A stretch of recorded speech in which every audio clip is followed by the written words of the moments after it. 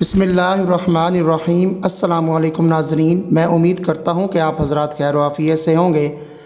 آج آپ کے لیے توبہ کے حوالے سے ایک ویڈیو لے کر آیا ہوں، جس میں میں آپ کو بتاؤں گا کہ توبہ اس طرح قبول اور مکمل ہوتی ہے۔ شرعی اصطلاحات میں کسی بھی گناہ سے باز آنے کو توبہ کہتے ہیں۔ توبہ کے صحیح اور معتبر ہونے کے لیے 3 شرائط ہیں۔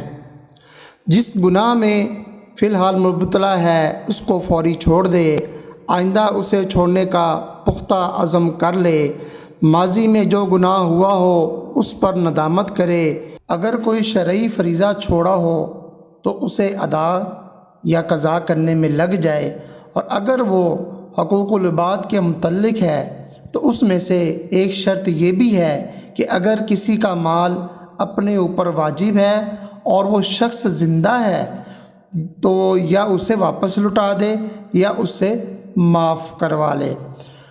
اگر آپ حضرات کو یہ ویڈیو اچھی لگی ہو تو برائے مہربانی اس ویڈیو کو لائک کر دیں، چینل کو سبسکرائب کر دیں اور بیل آئیکن پر بھی کلک کر دیں تاکہ نیو آنے والی ویڈیو آپ تک پہنچ سکے۔ شکریہ۔